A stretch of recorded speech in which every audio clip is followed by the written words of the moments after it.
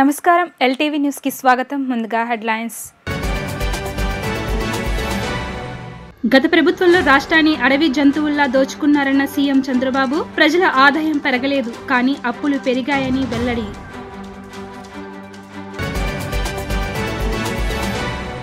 సాయి దుర్గా తేజ్ సామాజిక స్పృహ అభినందనీయమన్న deputy CM Pawan Kalyan.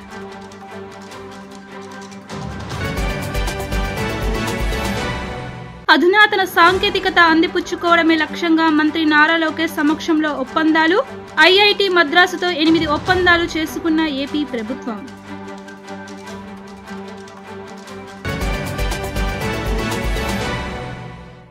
ఇక డీటెయిల్స్ చూస్తే, కన్న తల్లి శిలాన్ని శంకించేవారు మనుషులా, పశువులా అని ముఖ్యమంత్రి చంద్రబాబు ప్రశ్నించారు. తల్లి వ్యక్తిత్వాన్ని హననం చేసే వారికి మనం ఒక్క లెక్క. కన్న తల్లిపైన సామాజిక మాధ్యమాల్లో అసభ్యకర పోస్టులు పెట్టించే పరిస్థితికి వచ్చారంటే ఏమనుకోవాలని నిలదీశారు. గత 5 సంవత్సరాల్లో ఏపీలో సోషల్ మీడియా సైకోలను తయారు చేశారని ఆయన నిప్పులు చెరిగారు. వైఎస్ఆర్సీపీ ప్రభుత్వం చేసిన విధ్వంసం, అప్పులపై అసెంబ్లీలో చంద్రబాబు ప్రసంగిస్తూ ఎన్డీఏ కూటమిలోని నేతలు, కార్యకర్తలు ఎవరు అసభ్య పోస్టులు పెట్టారని తెలిపారు. ఒకవేళ పెడితే వారిని శిక్షిస్తామని స్పష్టం చేశారు. ఆడబిడ్డలు గౌరవంగా బతికేలా చేస్తామని, రాబోయే రోజుల్లో ఏ ఆడబిడ్డ అవమాన పడడానికి వీల్లేదని చట్టానికి పదును పెట్టి కఠినంగా వ్యవహరిస్తామని తెలిపారు. గత 5 సంవత్సరాల్లో అప్పులు తెచ్చిన మూలధన వ్యయం చేయలేదని, ఏపీలోని రహదారులన్నీ గుంతలు పడ్డాయని, వీటికి ₹1 ఖర్చు చేయలేదని సీఎం ఆరోపించారు.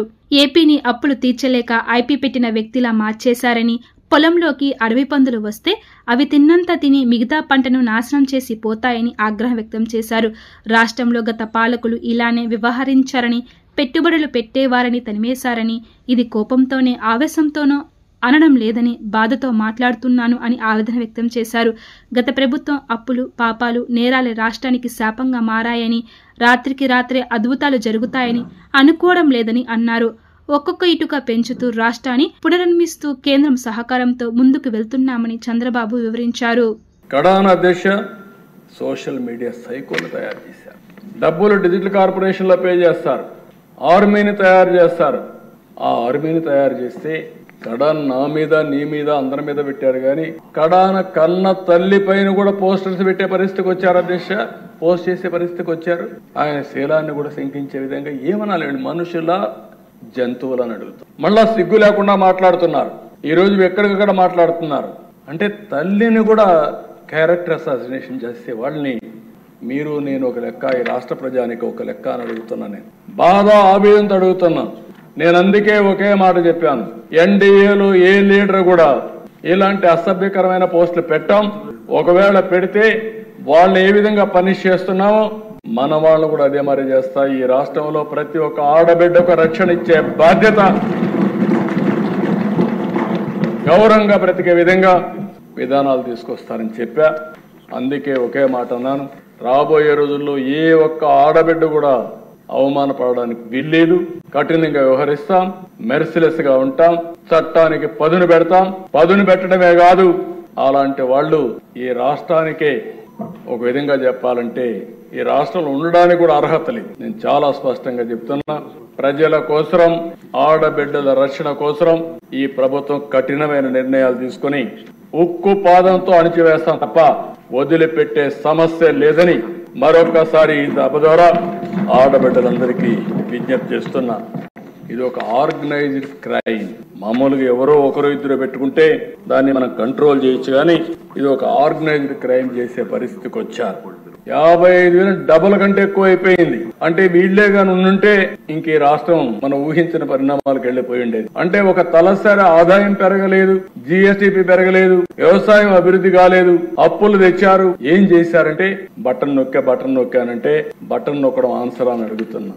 బటన్ నొక్కితే వాళ్ళకి ఏమైనా వచ్చిందా అని అడుగుతున్నా.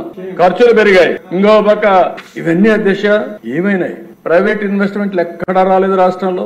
మొత్తం ఇండస్ట్రీస్ అంతా రాష్ట్రం నుంచి బయట వెళ్ళిపోయే పరిస్థితికి వచ్చారు. ఇక్కడ ఉండేవాళ్ళు కూడా పేట్రియాటిక్ ఫీలింగ్ తో అమర్ రాజా బ్యాటరీస్ తిరుపతిలో పెట్టారు. ఇది నా జిల్లా, నేను పెట్టాలి, ఇక్కడ ఉద్యోగాలు ఇవ్వాలని. అలాంటి వ్యక్తి ఇక్కడి నుంచి పోయి వేరే రాష్ట్రాలను చూసుకునే పరిస్థితికి వచ్చారంటే అది మీ దుర్మార్గం కాకపోతే ఏంటని అడుగుతున్నా. కథానాయకుడు సాయి దుర్గా తేజ్ నటుడిగా తనకంటూ ప్రత్యేక స్థానాన్ని దక్కించుకొని ఎంతో సామాజిక బాధ్యతతో మెలగడం సంతోషదాయకమని ఉప ముఖ్యమంత్రి పవన్ కళ్యాణ్ అన్నారు.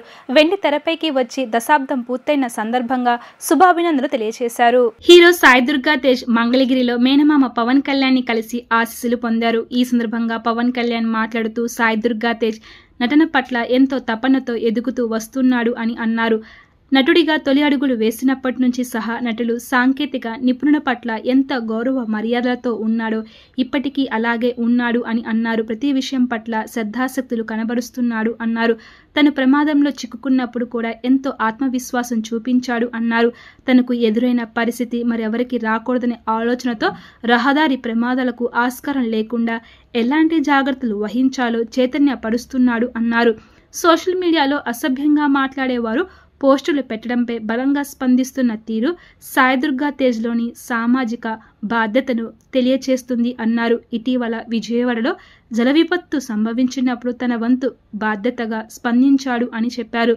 కథానాయకుడిగా మరిన్ని విజయాలు సాధించాలి అని ఆకాంక్షించారు. ఐఐటి మద్రాసుతో ఏపీ ప్రభుత్వం కీలక ఒప్పందాలు కుదుర్చుకుంది. అధునాతన సాంకేతికతను అందిపుచ్చుకోవడమే లక్ష్యంగా మంత్రి నారా లోకేష్ సమక్షంలో 8 విభాగాల ఒప్పందాలు చేసుకున్నారు. అమరావతిలో అంతర్జాతీయ డీప్ టెక్ పరిశోధన, డిజైన్, ఇన్నోవేషన్, ఎక్యుబేషన్ పార్క్ ఏర్పాటులో సాంకేతిక సలహాల కోసం ఏపీ సిఆర్డీఏ ఒప్పందం చేసుకుంది. సముద్ర పరిశోధన, కమ్యూనికేషన్, కోస్టల్ ఎనర్జీ హార్వెస్టింగ్ టెక్నాలజీల కోసం ఐఐటి మద్రాస్, ఆంధ్రప్రదేశ్ ప్రభుత్వం నడుమ ఏపీ మారిటైమ్ బోర్డు ఒప్పందం కుదిరింది. Swayam plus, IITM Pravartak, digital skill academy వంటి ప్లాట్ఫారంల ద్వారా స్కేల్ స్కిల్లింగ్ కార్యక్రమాల్లో నాణ్యత పెంచేలా ఏపీ స్కిల్ డెవలప్మెంట్ సంస్థ ఒప్పందం చేసుకుంది. పరిశ్రమ అవసరాలకు అనుగుణంగా అధునాతన సాంకేతిక శిక్షణ ఇచ్చేలా ఇరు పార్టీల నడుమ ఒప్పందం కుదిరింది. విమానాశ్రయాలను లాజిస్టిక్స్ మెయింటెనెన్స్ హబ్లుగా మార్చే లక్ష్యంతో ఇన్వెస్ట్మెంట్ అండ్ ఇన్ఫ్రాస్ట్రక్చర్ శాఖ ఒప్పందం కుదుర్చుకుంది. అంతర్జాతీయంగా అందుబాటులో ఉన్న అధునాతన సాంకేతికను ఉపయోగించి విశాఖ మహానగరాన్ని ఇంటర్నెట్ గేట్వేగా అభివృద్ధి చేసేలా ఐటీ శాఖతో ఒప్పందం చేసుకున్నారు. ఆర్టిఫిషియల్ ఇంటెలిజెన్స్, డేటా సైన్స్ రంగాల్లో సాఫ్ట్వేర్ మౌలిక సదుపాయాలను మెరుగుపరచడానికి ఆర్టీజీఎస్తో ఒప్పందం కుదిరింది. అమరావతి రాజధానిలో అంతర్జాతీయ స్థాయి సదుపాయాలతో smart tech enabled sports city ఏర్పాటుకు ఐఐటిఎం ద్వారా సాంకేతిక సలహాలు పొందేందుకు క్రీడల శాఖ ఒప్పందం చేసుకుంది. గతంలో చాలా సంస్థలకు రాజధాని పరిధిలో భూ కేటాయింపులు జరిగాయని పురపాలక శాఖ మంత్రి నారాయణ అన్నారు. గత ప్రభుత్వం పనులు నిలిపివేసినందున ఏం జరుగుతుందో తెలియక ఎవరు ముందుకు రాలేదని, అమరావతిలో నిర్మాణ పనులపై తదుపరి నిర్ణయం త్వరలోనే తీసుకుంటామని స్పష్టం చేశారు. రాజధాని అమరావతిలో భూ కేటాయింపులపై సచివాలయంలో మంత్రివర్గ ఉపసంఘం సమావేశమైంది. రాజధానిలో పలు సంస్థలకు భూ కేటాయింపులపై మంత్రుల కమిటీ నిర్ణయం తీసుకోనుంది. మంత్రులు పయ్యావుల కేశవ్, నారాయణ, కొల్లు రవీంద్ర, కందుల దుర్గేష్, టీజీ భరత్ సబ్ కమిటీలో సభ్యులుగా ఉన్నారు. సమావేశం అనంతరం మంత్రులు మాట్లాడుతూ 18వ తేదీన కేబినెట్లో ఈ అంశాన్ని చర్చించి రీటెండరింగ్ అంశాలపై నిర్ణయం తీసుకుంటామని తెలిపారు. ఇప్పటికే కొన్ని సంస్థలు ప్రభుత్వాన్ని సంప్రదించి పనులు పునః ప్రారంభానికి ఆసక్తి చూపాయన్నారు. రాజధానిలో భూ కేటాయింపులపై మంత్రుల కమిటీ తొలి భేటీ జరిగిందని తెలిపారు. భూములు కేటాయించిన సంస్థల్లో ఎవరు ఆసక్తిగా ఉన్నారన్న అంశం పరిశీలిస్తున్నామని తెలిపారు. సిఆర్డీఏ పరిధిలో పనులు జరుగుతున్న కొద్దీ మరిన్ని సమస్యలు ముందుకు వస్తాయని తెలిపారు. కేంద్ర రాష్ట్ర ప్రభుత్వ సంస్థలు, ఇతర ప్రముఖ కంపెనీలను అమరావతికి తెచ్చే అంశంపై కమిటీలో చర్చ జరిగిందని పేర్కొన్నారు.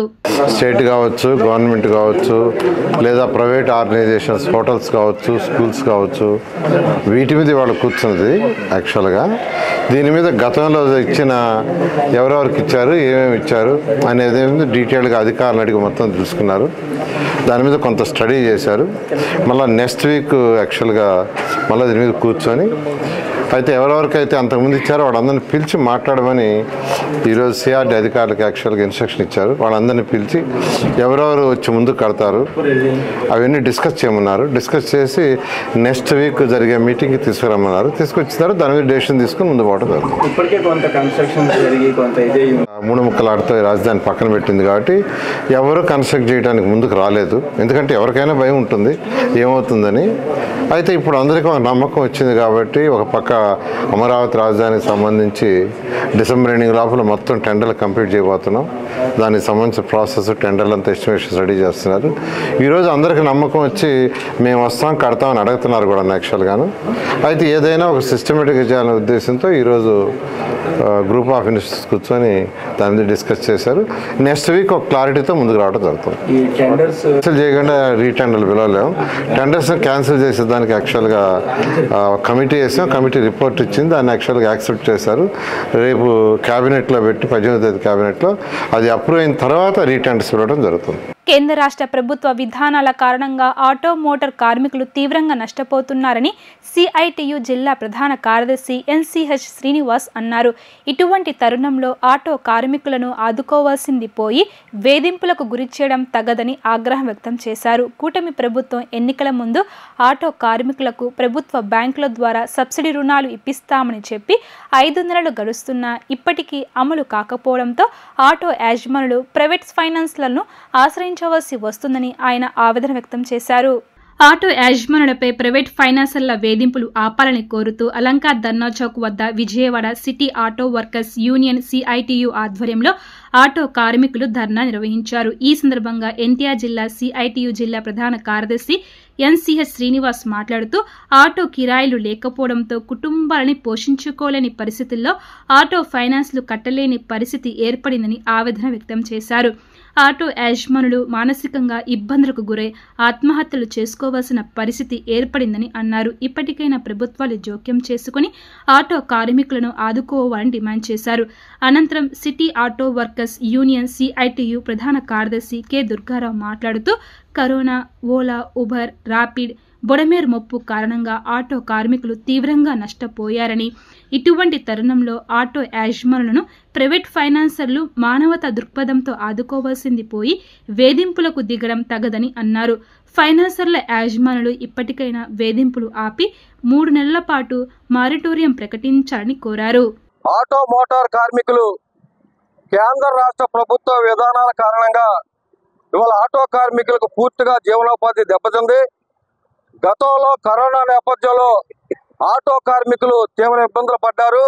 సంవత్సరాల తరబడి బళ్ళు, ఆటోలు ఇళ్ళకాడే పెట్టుకొని ఇవాళ కాలం గడపాల్సిన పరిస్థితి ఏర్పడింది. ఆ రోజు నుంచి ఈ రోజు వరకు కూడా ఆటో కార్మికులకు కోలుకొని దెబ్బ తగిలింది. దాంతోపాటు ఇవాళ ప్రభుత్వ విధానాల ఫలితంగా ఓలా, ఊబరు, ర్యాపిడ్ వల్ల ఇవాళ ఆటో కార్మికులకు కిరాయి లేకుండా గతంలో 1000 రూపాయలు తోలేవాళ్ళు ఇవాళ 300, 200 రూపాయలు తోలటానికి కూడా కష్టంగా మారింది. దీని నేపథ్యంలో ఈ మధ్యకాలంలో బుడమేరు ముంపు కారణంగా ఇవాళ ఆటో మొత్తం మునిగిపోయి పాడైపోయి 40,000 నుంచి 50,000 రూపాయల వరకు రిపేర్లు ఖర్చు అయింది. ఇప్పటికీ కూడా రిపేర్లు చేయించుకున్నా సరే బయటకు వచ్చిన మళ్ళీ రిపేర్లు వచ్చి పాడైపోయి ఇవాళ తీవ్ర ఇబ్బందులు పడుతున్న నేపథ్యంలో ఇవాళ విజయవాడలో ఉన్న ఆటో ఫైనాన్సర్లు మా కిస్తీలు కట్టండి, మేము లేకపోతే ఊరుకోమని చెప్పని బెదిరించడం కారణంగా ఈరోజు ఆటో కార్మికులు ఆత్మహత్యలు చేసుకునే పరిస్థితి ఉంది. ఇవాళ ఆటో ఫైనాన్సుల వేధింపుల కారణంగా ఇవాళ ఆటో కార్మికులు తీవ్ర ఇబ్బందులు పడుతూ వాళ్ళ జీవనోపాధి దెబ్బతి ఆటోలు కూడా వదులుకునే పరిస్థితి ఏర్పడింది. అందుకే మేము వాళ్ళ ఫైనాన్సులు కోరుతున్నాం. ఇవాళ మానవతా దృక్పథంతో ఆలోచించి ఇవాళ దెబ్బ మీద దెబ్బ తగ్గుతున్న ఆటో కార్మికులకి 3 నెలల పాటు మారిటోరియం ప్రకటించి ఆ రకంగా వడ్డీ లేకుండా వాళ్ళ కిస్తీలకి మినహాయింపు ఇవ్వాలని చెప్పని ఇవాళ సిఐటియు ఆటో వర్కర్స్ యూనియన్ గా డిమాండ్ చేస్తున్నాం. దాంతోపాటు ప్రభుత్వం ఎన్నికల ముందు ఆటో కార్మికులకి చాలా వాగ్దానాలు చేశారు. అందుకే ఇప్పటికైనా సరే ప్రభుత్వ బ్యాంకుల ద్వారా సబ్సిడీతో ఆటో కార్మికులను లోన్లు ఇవ్వండి, ఈ ఫైనాన్స్ వేధింపులు ఆగుతాయని చెప్పని కూడా ఈ ప్రభుత్వానికి మేము తెలియజేస్తున్నాం. రాష్ట్రంలో ఆటో కార్మికులు, చిన్న ఓనర్లు దాదాపు 5 లక్షల మంది పైగా ఉన్నారు. ప్రభుత్వ విధానాల ఫలితంగా ఆటో కార్మికుల యొక్క జీవితం దుర్భరంగా మారింది. ఒక పక్కన స్వయం ఉపాధి లేకపోవడం రీత్యా స్వయం ఉపాధితో ఆటోలు కొనుక్కొని బతకాల్సినటువంటి పరిస్థితి వచ్చింది. ప్రభుత్వం అంతకుముందు SC, ST, BC, minority corporation ద్వారా రుణాలు ఇచ్చేది ఆటోలు కొనుక్కోవడానికి. కానీ ఈరోజు ప్రైవేటు ఫైనాన్షియల్ యొక్క కబంధ హస్తాల్లో ఈరోజు ఆటో ఓనర్లు చిక్కుకోవాల్సినటువంటి పరిస్థితి వచ్చింది. ప్రభుత్వం ఆదుకుంటే ఈ పరిస్థితి వచ్చేది కాదు. ఒక పక్కన కరోనా, రెండో పక్కన బుడమేరు వరదల ఫలితంగా ఆటో కార్మికుల యొక్క జీవితం అనేటువంటిది చాలా ఛిద్రమైపోయినటువంటి పరిస్థితి వచ్చింది. ఈ నేపథ్యంలో కిస్తీలు కట్టాలనేటువంటిది ప్రైవేట్ ఫైనాన్షియల్ నుంచి బాగా ఒత్తిడి వచ్చినటువంటి నేపథ్యం. దాంతో అనేక మంది ఆటో కార్మికులు ఆత్మహత్యయత్నం చేయాల్సిన పరిస్థితి వస్తూ ఉంది. రెండో పక్కన వరదలో పాడైపోయినటువంటి ఏదైతే ఆటో ఉందో ఆటో బాగు చేయించుకోవడానికి 40,000 నుంచి 1,80,000 రూపాయల దాకా కంపెనీలు షోరూమ్స్ వాళ్ళు మరి ఇన్నింటిలు ఇచ్చినటువంటి పరిస్థితి చూసాం. ప్రభుత్వం కేవలం 10,000 రూపాయలు మాత్రమే సహాయం చేసినటువంటి పరిస్థితి వచ్చింది. కనీసం 25,000 ఇవ్వాలని చెప్పేసి డిమాండ్ చేసినప్పటికీ కూడా ప్రభుత్వం పట్టించుకోనటువంటి పరిస్థితి అనేటువంటి మనం చూసాం. ఈ నేపథ్యంలోనే ఫైనాన్స్ వాళ్ళ యొక్క ఒత్తిడి తట్టుకోలేక ఒక ఆటో కార్మికుడు తన ఆటోని దానం చేయాల్సినటువంటి పరిస్థితి అనేటువంటి వచ్చింది. ఇది చాలా బాధాకరమైనటువంటి విషయం. కూటమి ప్రభుత్వ పరిపాలనలో ఫైబర్ నెట్ వ్యవస్థను బలోపేతం చేస్తారని చైర్మన్ జీవీ రెడ్డి చెప్పారు. CM Chandrababu Naidu, deputy CM Pawan Kalyan, BJP అధ్యక్షురాలు దగ్గుబాటి పురంధేశ్వరి సహకారంతో ఈ వ్యవస్థను మరింత పటిష్టపరిచేందుకు కృషి చేస్తానన్నారు. 2014లో చంద్రబాబు నాయుడు స్థాపించిన ఫైబర్ నెట్ వ్యవస్థను గ్రామీణ ప్రాంతాలకు నాణ్యమైన సేవలతో విస్తరిస్తామన్నారు. ఏపీ రోడ్డు రవాణా సంస్థ భవనంలో ఏపీ ఫైబర్ నెట్ చైర్మన్గా జీవీ రెడ్డి బాధ్యతలు స్వీకరించారు. బాధ్యతలు తీసుకున్న అనంతరం కార్యాలయంలో ప్రత్యేక పూజలు నిర్వహించారు. రోడ్లు భవనాల శాఖ మంత్రి జనార్దన్ రెడ్డి, పలువురు శాసనసభ్యులు, పలువురు కూటమి నేతలు జీవీ రెడ్డికి అభినందనలు తెలిపారు. ఈ సందర్భంగా జీవీ రెడ్డి మాట్లాడుతూ తనపై నమ్మకంతో ముఖ్యమంత్రి చంద్రబాబు నాయుడు, రాష్ట్ర మంత్రి వర్యులు లోకేష్ పెద్ద బాధ్యతను అప్పగించడం జరిగిందని పేర్కొన్నారు. ప్రస్తుతం రాష్ట్రంలో 6 లక్షల కేబుల్ కలెక్షన్ ఉన్నాయని, మరో 2 ఏళ్ల కాలంలో 50 లక్షల కనెక్షన్లో చేరుకునే విధంగా కృషి చేయడం జరుగుతుందని చెప్పారు. ప్రజలకు నాణ్యమైన సేవలను అందిస్తామని తెలిపారు. ఈరోజు నేను చైర్మన్గా ఏపీ ఫైబర్ నెట్ సంస్థకి బాధ్యతలు తీసుకోవడం జరిగింది. ముఖ్యంగా నాకు అవకాశం కల్పించినటువంటి మా పార్టీ అధినేత, అదేవిధంగా జనసేన అధినేత శ్రీ పవన్ కళ్యాణ్ గారికి, అదేవిధంగా బీజేపీ రాష్ట్ర అధ్యక్షురాలు శ్రీమతి పురంధేశ్వరి గారికి నా ప్రత్యేకమైనటువంటి కృతజ్ఞతలు. ఈరోజు ఫైబర్ నెట్ సంబంధించి ఇది అందరికీ మనకు తెలుసు, ఇది సర్వీస్ ప్రొవైడర్. ముఖ్యంగా కేబుల్ రిలేటెడ్ కావచ్చు, ఇంటర్నెట్ కావచ్చు, మిగతా కొన్ని సర్వీసెస్ ఉంటాయి. దీంట్లో 2014లో దీన్ని ప్రారంభించడం జరిగిందంటే ఆ సంవత్సరం మా ముఖ్యమంత్రి అయిన తర్వాత మా సారు 2014లో ఇది మా సారు ముఖ్యంగా చాలా మానసిక పుత్రిక లాంటి సంస్థ. ఇది మిగతా సంస్థలు ఎట్లా ఉన్నప్పటికీ కూడా ఫైబర్ నెట్ అనేది ఆయనకి ఎంతో ఇష్టమైనటువంటి సంస్థ. అటువంటి సంస్థ నాకు ఈరోజు సంస్థకి నాకు బాధ్యతలు అప్పచెప్పండి. అయితే ఈరోజు నేను పెద్ద యాంటిసిడెంట్స్ వాటిల్లోకి వెళ్ళదలుచుకోలేదు, ఎందుకంటే మొత్తం ఈరోజు ఛార్జ్ చేసుకున్నాను కాబట్టి మిగతా అవన్నీ స్టడీ చేసిన తర్వాత అసలు ఏంటి తర్వాత మళ్ళీ 15 డేస్ తర్వాత మరో ప్రశ్న పెట్టాను, దాంట్లో వివరాలు అందిస్తాను. ప్రస్తుతానికైతే దీని ముందున్న లక్ష్యాలు అయితే ముఖ్యంగా కేబుల్ కనెక్షన్ తీసుకున్నట్లయితే ఇంతకుముందు గతంలో నెంబర్స్ ఎక్కువ ఉండేవి. ఇప్పుడు ప్రజెంట్ అయితే 6 లక్షలు ఉండేది. దాదాపు మన రాష్ట్రంలో 1,65,00,000 కుటుంబాలు ఉన్నట్లయితే దాదాపు 6 లక్షలు మాత్రమే ఈరోజు ఈ కేబుల్ కనెక్షన్స్ ఉన్నవి. వీటిని వీలైనంత వరకు కూడా ఒక నెక్స్ట్ 2 సంవత్సరాల్లోనే ఒక 5 మిలియన్, ఒక 50 లక్షల కనెక్షన్స్ తీసుకెళ్లాలనేది ప్రధానంగా పెట్టుకున్నటువంటి ధ్యేయం. దాని తర్వాత మిగతా సర్వీసులు బ్రాండ్ విడ్త్ కావచ్చు, లేకపోతే ఇంటర్నెట్ స్పీడ్ కావచ్చు, ఇవన్నీ కూడా వీలైనంత వరకు కూడా క్వాలిటీ పెంచడానికి మేము ప్రయత్నిస్తాము. రేపటి ప్రపంచ ఆరోగ్యం, ఆనందం ఆక్యుపంచర్ సైన్స్తోనే సాధ్యమని ఎస్పా భారత్ జాతీయ ప్రధాన కార్యదర్శి డాక్టర్ మాకాల సత్యనారాయణ అన్నారు. ఆక్యుపంచర్ను ప్రతిభావంతమైన వైద్యంగా వరల్డ్ హెల్త్ ఆర్గనైజేషన్ పేర్కొంది. యునెస్కో దీనిని విడదీయలేని అతి పురాతన మానవత్వంతో కూడిందన్నారు. భారతదేశం ఆక్యుపంచర్ వైద్యాన్ని ప్రత్యేక విభాగ చికిత్సగా గుర్తించిందన్నారు. ఎస్పా భారత్ ఆధ్వర్యంలో వరల్డ్ ఆక్యుపంచర్ డే ముగింపు ఉత్సవాలు విజయవాడ ప్రెస్ క్లబ్ ఆవరణంలో ఘనంగా నిర్వహించారు. ఈ కార్యక్రమంలో ఎస్పా భారత్ 2024 ఉత్సవాలను గత నెల 24 నుండి దేశ నలుమూలల ఆక్యుపంచర్ శిక్షణ కార్యక్రమాలను జరిపిస్తున్నట్లు చెప్పారు. మూల చికిత్స జరిగేటట్లు మనలోని ప్రత్యేకమైన పాయింట్స్ను రకరకాల పద్ధతిలో ప్రేరేపించి వ్యాధులు నయం అయ్యేలాగా, ఎలాంటి సైడ్ ఎఫెక్ట్ లేకుండా సర్జరీలను సైతం నివారించేలాగా ప్రత్యేకతను సంతరించుకున్నట్లు వివరించారు. ప్రతి హాస్పిటల్లోనూ ఆక్యుపంచర్ సౌకర్యం ఏర్పాటు చేయవలసిందిగా కేంద్ర రాష్ట్ర ప్రభుత్వాలను కోరుతున్నట్లు తెలిపారు. అనంతరం ఎస్పా కార్యవర్గంలో నూతనంగా నియమితులైన వారికి నియామక పత్రాలను సత్యనారాయణ అందజేశారు.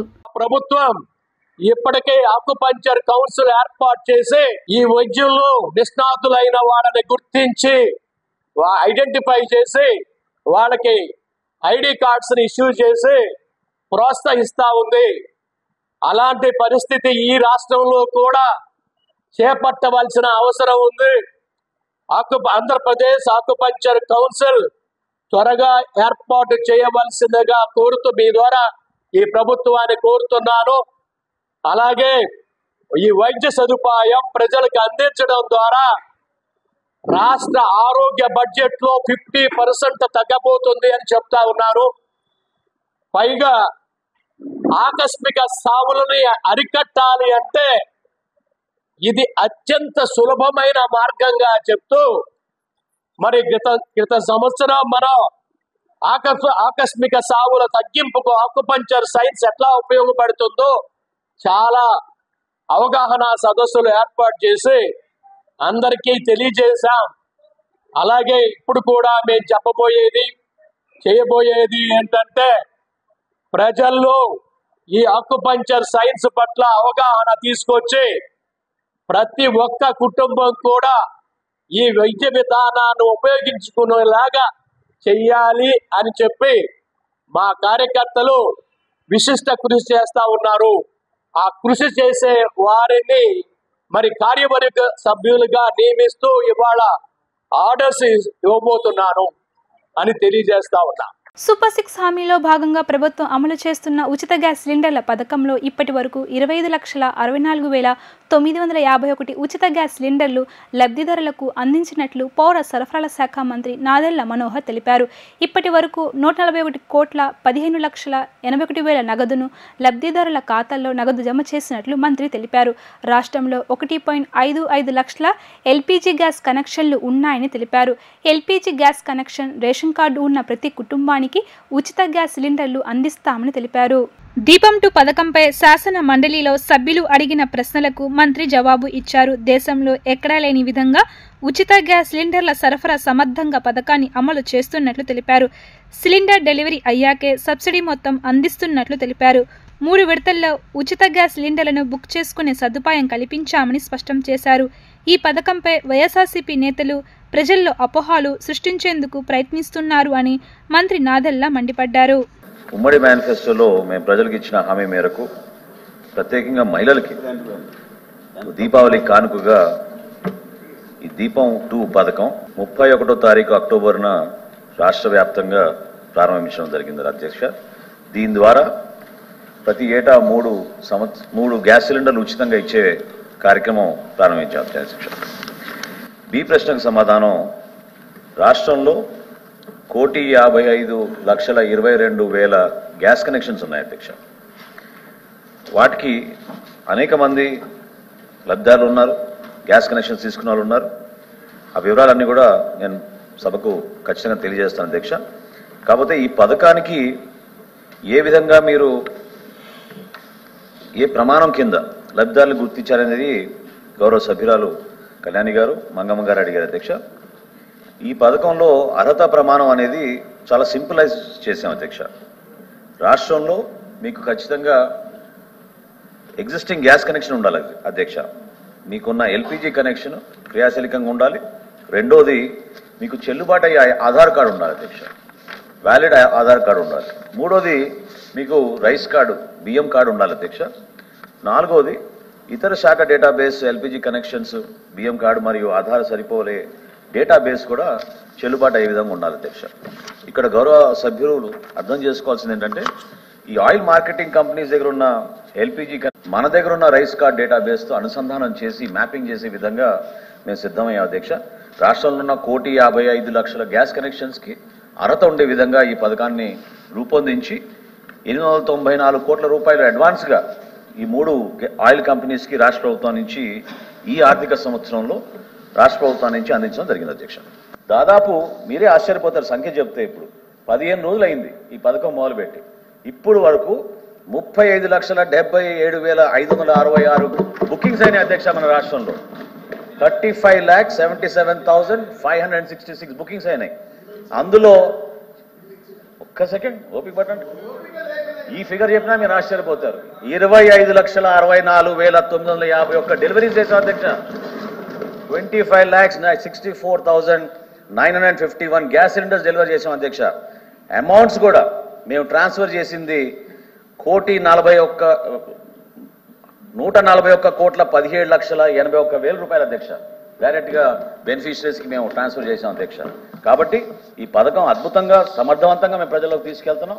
కార్తీక పౌర్ణమి వేడుకల్లో విద్య, ఐటీ శాఖల మంత్రి నారా లోకేష్ సందడి చేశారు.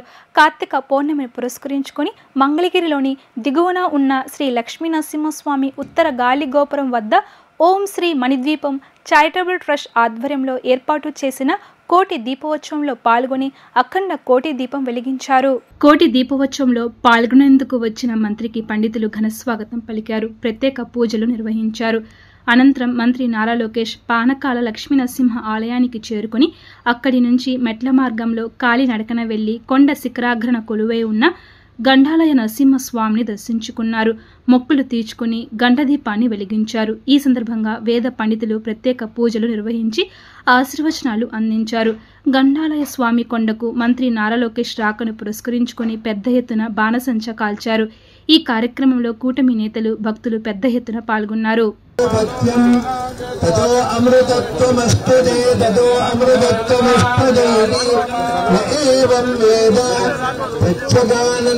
బ్రహ్మపురుషం ప్రణవస్వరూపం అకారముకారమకార ఇది తానే కథా సమపరత్తే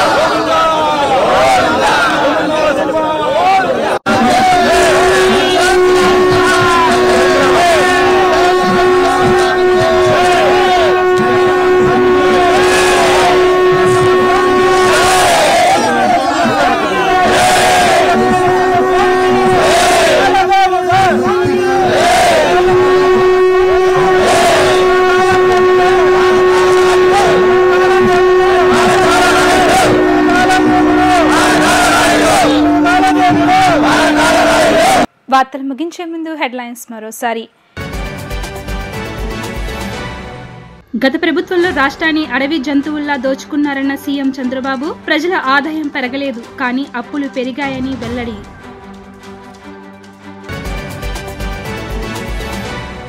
సాయి దుర్గా తేజ్ సామాజిక స్పృహ అభినందనీయమన్న డిప్యూటీ సీఎం పవన్ కళ్యాణ్.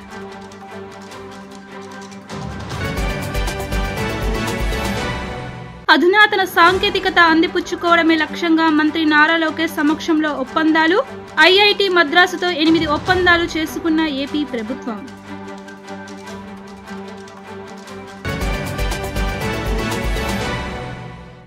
ఇవి ఇప్పటి వరకున్న updates. Keep watching LTV news.